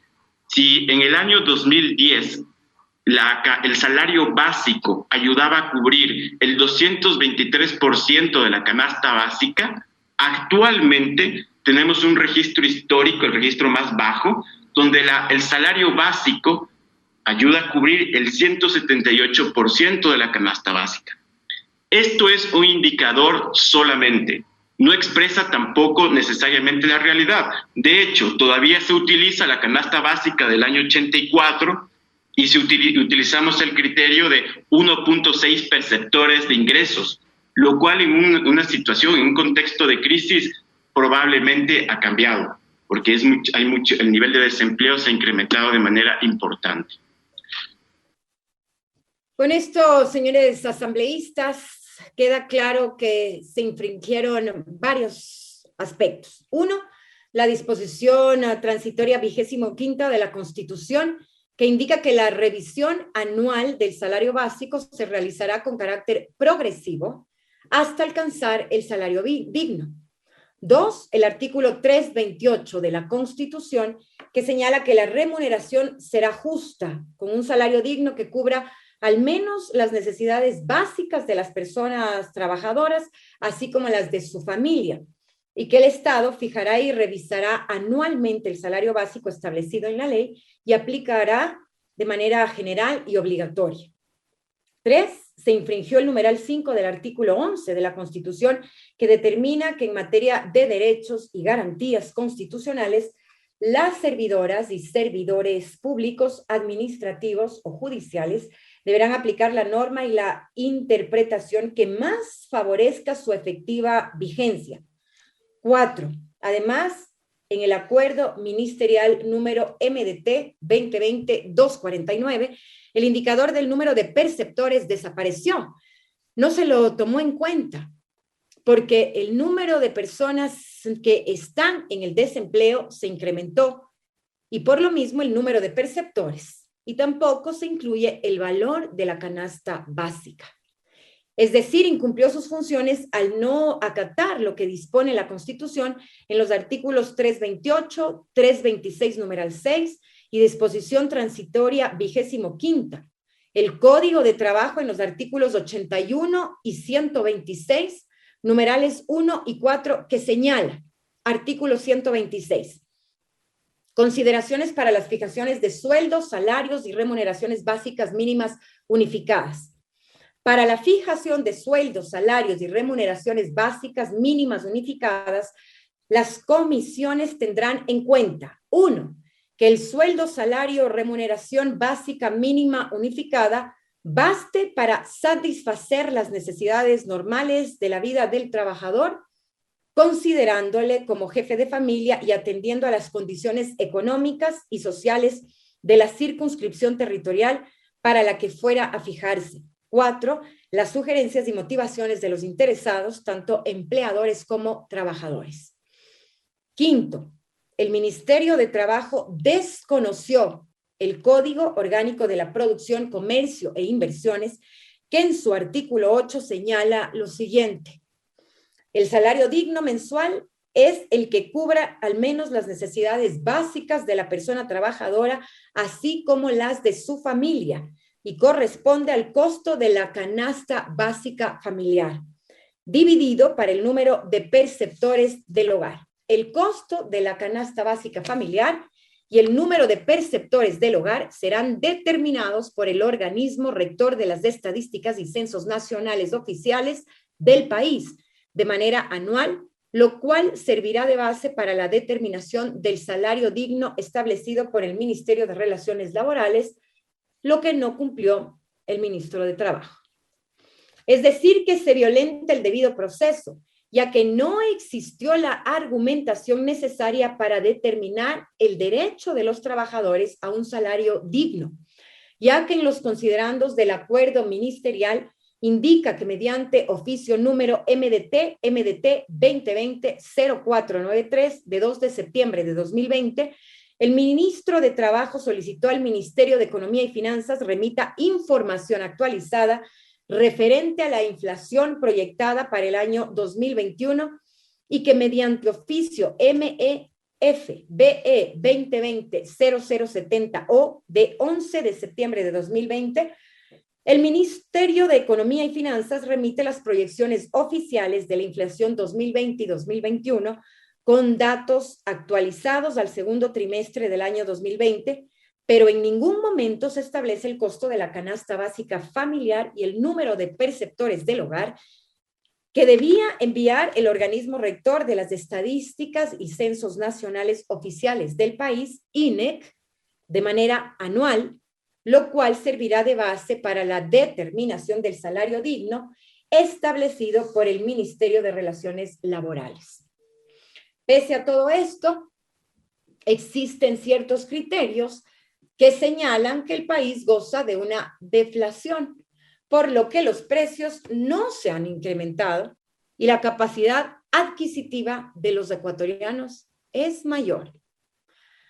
Bueno, antes de repetir que todo está bien, escuchemos qué opina un abogado laboral sobre el cálculo del salario básico unificado para 2021.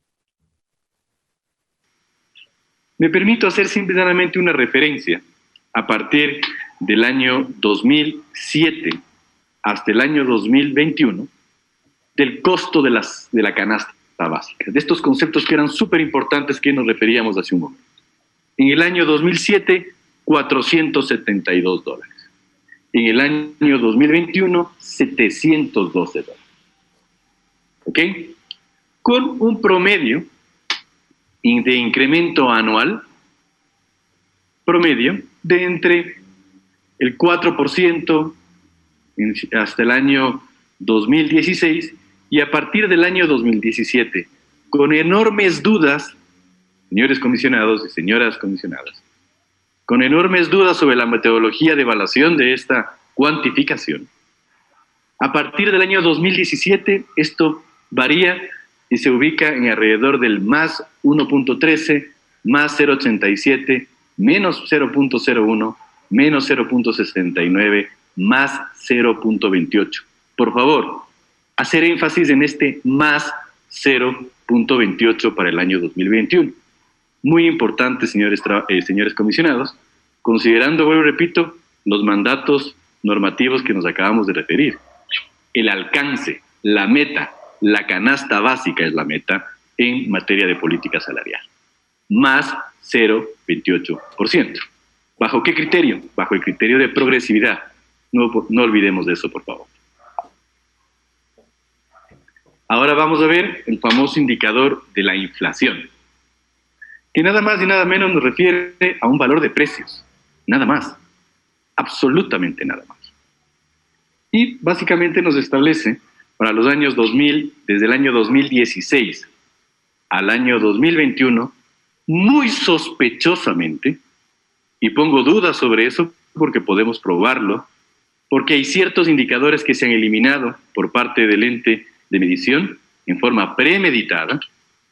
Recordemos que hace un par de años hubo una distorsión o una disquisición entre el director del INE y el ministro de Trabajo. ¿Ustedes recuerdan eso?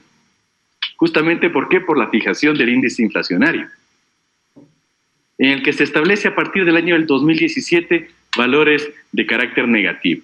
Menos 0.20 en el año 2017, más 0.27, y en el 2019 menos 0.07, menos 0.93 y menos 1.04. Muy importante, inflación, nada más que precios. Ahora, en cambio, quisiéramos que ustedes tomen en consideración la evolución del salario básico unificado desde el año 2007 a la fecha. Muy importante. Hasta el año 2017, el criterio de progresividad, como ustedes se podrán fijar, siempre se cumplió. En el caso del 2008, en aproximadamente un 18% tuvimos un incremento. En el año 2012, 10.60% de incremento del salario básico. En el año 2018, 2017, apenas del 2.46. 2018, 2.93. 2019, 2.07. 2020, paradójicamente, 1.52. Y en el 2021 se acabó el criterio de progresividad, se acabó la posibilidad de, mejor dicho, la obligatoriedad de alcanzar el techo de la canasta básica. ¿Por qué? Porque el salario, vuelvo y repito, no es una cuantificación etérea, no es un número. Es la posibilidad del trabajador de cubrir sus necesidades básicas y, vuelvo y repito, las de su familia. Creo que esto es muy importante, vuelvo y repito, para contextualizar lo que sucedió en este momento y obviamente a lo que me voy a referir en esta intervención. Una vez que ustedes ya tienen claridad sobre los conceptos que en materia de política salarial deben regir, ahora es importante que ustedes tomen en cuenta lo que sucedió en el año 2021 en materia de política salarial. Y lo que sucedió fue la emisión del acuerdo ministerial número MDT 2020-249, en la que en el artículo número 3 establece un sesgo normativo al solamente tomar parte de la normativa del Código del Trabajo. Solamente toman el artículo 118 Y a partir de la interpretación regresiva y no progresiva, interpretación regresiva y no bajo el criterio prooperario, el Ministerio del Trabajo paradójicamente solicitó no al ente de evaluación de los indicadores de carácter macroeconómico, como es el INEC, sino al Ministerio de Economía y Finanzas, el que se pronuncie sobre la inflación proyectada para el año 2021. Al Ministerio de Finanzas. Ojo en eso. Y el Ministerio de Finanzas establece que la inflación proyectada para el periodo 2020 es del menos 0.73 y en el caso del 2021 el menos 1.01. Repito, solamente inflación y nada más que inflación. Adicionalmente, el artículo 4 ya hace una reflexión y ya hace una aplicación de este criterio, repito, solamente de la inflación, y resuelve que toda vez que la inflación proyectada para el año 2021 es del menos 1.01, y en apego al artículo 6 del Acuerdo Ministerial MDT 185, resuelve que el porcentaje de incremento equivale al 0% del salario básico unificado para el año 2021 y congela al salario básico unificado para el año 2021 en el valor de $400. Y adicionalmente, por sí y ante sí, el de las 21 comisiones sectoriales que evalúan específicamente en cada área de la economía las condiciones salariales que deben regir y que deben ser conocidas por el Consejo Nacional del Trabajo y Salarios. Esto es lo que sucedió. Inicialmente mi intervención era sobre el deber ser y esto es lo que sucedió. El Ministerio del Trabajo, en forma sesgada, única y exclusivamente tomó ciertos factores de incidencia y no globalmente, por ejemplo, el tema de canasta básica, el criterio de progresividad, el criterio prooperario, de favorabilidad, etcétera, etcétera, y solamente bajo el concepto o bajo el indicador de inflación decidió nada más y nada menos, señores comisionados, congelar el salario básico en el Ecuador durante el año 2021. Asambleístas, hemos sido extremadamente claros. Entre los incumplimientos de funciones durante la pandemia, se expidieron y aplicaron normas contrarias a los principios y derechos laborales, que implican la imposición a los trabajadores de acoplarse a situaciones laborales precarias y también forzadas. Esto perjudicó directamente a los trabajadores y lateralmente, por supuesto, también perjudicó a todos los ecuatorianos. No se trata solo del salario básico unificado. Se trata, señores y señoras asambleístas, de derechos, de los derechos de los ecuatorianos.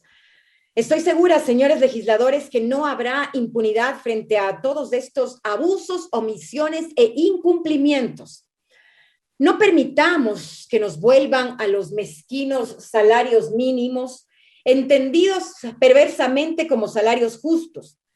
No permitamos que por el criterio de un funcionario que incumplió sus labores se sigan pagando liquidaciones de miseria a gente que dio su vida a una institución. No permitamos que sigan bajando el sueldo a los trabajadores o que despidan a más funcionarios públicos. No más abusos como los que sufren los trabajadores del país, como los que enfrentan los empresarios responsables que se ven afectados por la competencia ilegal de quienes han sido obligados a quedarse en la calle y convertirse en trabajadores informales, porque no les quedó más opción, porque la única opción que tienen es sobrevivir como sea, en medio de la peor crisis sanitaria que vive el país. Si no ponemos freno a todo esto, la crisis será más profunda y la gente seguirá muriendo de hambre en medio de una dolorosa pandemia. De esto salimos todos juntos. Ecuador será un país que respete los derechos de los trabajadores o simplemente no será. Señores y señoras asambleístas, para finalizar, este juicio político es por alivio y trabajo para la gente, para nuestra gente. Va más allá de los nombres, de los intereses electorales, de las banderas ideológicas. Este juicio político es para cumplir con la ley y para demostrarle al país que las cosas sí pueden cambiar. Ecuatorianos, los incumplimientos de funciones son claros. Aquí no cabe si entregó la información, aunque un poco tarde, o el no se debía subir el salario porque no hay inflación, o el argumento de que no le entregó información porque insultó a los asambleístas, o no le fiscalizamos porque es parte de este gobierno. Nada de eso importa. Aquí estamos para fiscalizar el cumplimiento de la ley. No estamos para perseguir a nadie. Personalmente, no le conozco al señor ministro de Trabajo, pero lo que sí sé es que incumplió sus funciones. Aprovecho también para sumarme a las voces que hablan de la necesidad de un proyecto de ley que acabe con la violencia patrimonial hacia nosotras las mujeres, que proponga una economía violeta. Qué bueno, sinceramente, qué bueno que el ministro haya entregado información y finalmente este proyecto de ley que fue construido a través de la misión Mujer Plan Toda una Vida para promover la activación económica y empoderamiento de derechos de las mujeres del país para 2020. Bueno, no es sorpresa, ya es costumbre que este gobierno que anuncia algo para octubre de 2020, como el proyecto de ley, recién lo entregue para marzo de 2021 a la Asamblea Nacional, coincidencialmente a través del ministro de Trabajo, que estaba a puertas de un juicio político. En todo caso, y más allá del marketing, es un proyecto necesario para todas las mujeres. Y si es que es bueno y sirve, contará con nuestro apoyo, señor ministro. Ministro, yo no necesitaba aceptar su invitación y reunirme con usted para tratar esta propuesta de ley. Mi trabajo es aquí, en el Pleno de la Asamblea Nacional. Es en la Asamblea Nacional y en sus comisiones. Y mi compromiso es con la gente, no con usted, señor ministro. Aquí es en donde se tratan los proyectos de ley, no en su despacho. Sin embargo, señor ministro, en lugar de ser el emisario del gobierno nacional para la entrega de este proyecto, usted, por ejemplo, podría hacer más cambios a favor de nosotras las mujeres, y lo sabe. Asegurando, por ejemplo, que más mujeres en cargos de nivel directivo puedan colaborar con usted, puesto que desde su propio ministerio no existe equidad de género. Las cifras comparativas de entre enero de 2020 y enero de 2021 de su personal de nivel jerárquico superior hablan por sí solas. Mientras en enero 2020 existía un 51,56% de mujeres, para enero 2021 se registró una disminución del 45,9%. Ministro, como se lo dijeron en la comisión, no basta con parecer, hay que ser. Esta asamblea le ha fallado demasiadas ocasiones a los ecuatorianos. No en vano, su credibilidad es de apenas del 2%. Hoy el país será testigo, finalmente, sin presiones electorales. Y qué bueno que sea así, sin presiones electorales, insisto, y qué bueno que sea así.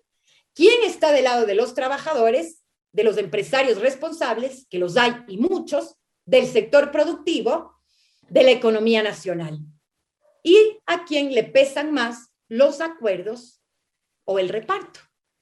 Este juicio es por todos los que dejaron en la calle en medio de la mayor crisis humanitaria en la historia del país. Este juicio es por la gran mayoría que despidieron ilegalmente con liquidaciones de miseria cuando estaban incluso a meses de jubilarse. Por las más afectadas, las mujeres que despidieron mientras gozaban de sus derechos. Este juicio político es de más de 1 millón de trabajadores en el desempleo, de 2 millones en el subempleo y todos los trabajadores informales que también han sido injustamente abandonados por este desgobierno. Nosotros no los vamos a traicionar. Señor presidente, señores y señoras de la Asamblea, gracias. Buenas noches. Hemos escuchado ahí a la asambleísta interpelante, Marcela Holguín, 18 horas con 15 minutos. Se tomó casi cerca de las 2 horas que dispone la ley de la función legislativa para su proceso Holguín, de interpelación. Buenas noches. Vamos a dar la palabra al ministro de Trabajo, Andrés Is, para que pueda realizar o para que pueda ejercer su derecho a la defensa.